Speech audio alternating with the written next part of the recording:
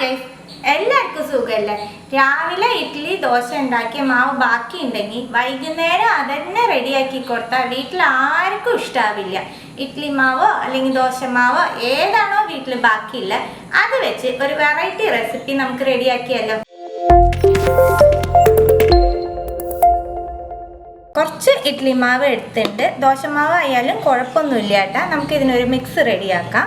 പാനിലേക്ക് 1 table spoon oil ചേർക്കുന്നുണ്ട്, 1/4 teaspoon പെരിഞ്ചീരകം, പകുതി സവോള, 1 പച്ചമുളക്, കുറച്ച് വേപ്പില. സവോള ഒന്ന് സോഫ്റ്റ് ആക്കി എടുക്കാം. സവോള സോഫ്റ്റ് ആകുമ്പോൾ 1 ടീസ്പൂൺ ഇഞ്ചി വെളുത്തുള്ളി ചതച്ചത്, 1 ക്യാരറ്റ് ചെറുതായിട്ട് മുറിച്ചത്. ഇഞ്ചി വെളുത്തുള്ളിയുടെ പച്ചമണം പൂവും വേണം. ക്യാരറ്റ് ഒന്ന് സോഫ്റ്റ് ആക്കി എടുക്കും വേണം. ക്യാരറ്റ് ഒന്ന് സോഫ്റ്റ് ആയി വരുമ്പോൾ 1/4 ടീസ്പൂൺ മഞ്ഞൾപ്പൊടി, 1/2 ടീസ്പൂൺ മുളക് പൊടി, 1 ടീസ്പൂൺ കാശ്മീരി മുളക് പൊടി, 1/4 ടീസ്പൂൺ ജീരകപ്പൊടി, 1/4 ടീസ്പൂൺ മല്ലിപ്പൊടി, 1/2 ടീസ്പൂൺ ചിക്കൻ മസാല. ഈ മിക്സിന് ആവശ്യമായിട്ടുള്ള ഉപ്പ്.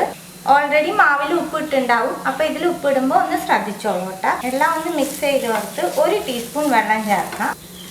പൊടികളുടെ പച്ചമണമൊക്കെ പോണ വരെ കുക്ക് ചെയ്തെടുക്കാം. പൊടികളുടെ പച്ചമണം പോയതും 4 ഭാഗം ക്യാപ്സിക്കം എടുത്ത് ചെറുതായിട്ട് മുറിച്ചത്. പനീറിന് വേറെ നിങ്ങൾക്ക് കൂണ് ചേർക്കാം, ചിക്കൻ ചേർക്കാം, മുട്ട ചിക്കി മാന്തി ചേർക്കാം.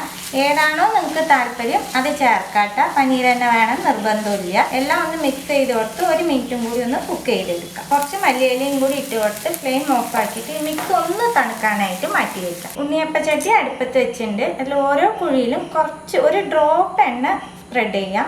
എണ്ണ ചൂടാകുമ്പോൾ ഇതിലേക്ക് കുറച്ച് മാവ് ഒഴിക്കാം. കുറച്ച് ഒഴിച്ചാൽ മതിയേ. നമ്മൾ റെഡിയാക്കി വെച്ചേക്കണ ഫില്ലിങ് വെച്ച് കൊടുക്കാം. ഇതിൻ്റെ മുകളിൽ നമുക്ക് മാവ് ഒഴിച്ചു കൊടുക്കാം. ഫില്ലിങ് നല്ലോണം കവർ ആയിക്കോട്ടെ. ഇതിൻ്റെ മുകളിൽ നമുക്ക് 1 ഡ്രോപ്പ് എണ്ണ മതിയിട്ടാ ചുറ്റൊന്ന് ഒഴിച്ചു കൊടുക്കാം. നമ്മൾ ഇങ്ങനെ ഉണ്ടാക്കുമ്പോൾ പ്രത്യേകിച്ച് കറി ഒന്നും വേണ്ട കേട്ടോ. കറി ചട്നിയൊക്കെ കൂട്ടി എപ്പോഴും ദോശ കഴിക്കുന്നതാണ്, ദോശയും ഇഡ്ഡലിയൊക്കെ. ഇതുപോലെ ആകുമ്പോൾ പിള്ളേർക്ക് ഇഷ്ടാവും ചെയ്യും, നല്ലോണം കഴിക്കുകയും ചെയ്യും. സ്കൂൾ വിട്ട് വരുമ്പോഴൊക്കെ നമുക്ക് റെഡിയാക്കി കൊടുക്കാൻ പറ്റുന്ന ഒരു റെസിപ്പിയും കൂടിയാണ്. അടച്ച് വെച്ച് വേവിച്ച് നമുക്ക് മറിച്ചിടാം.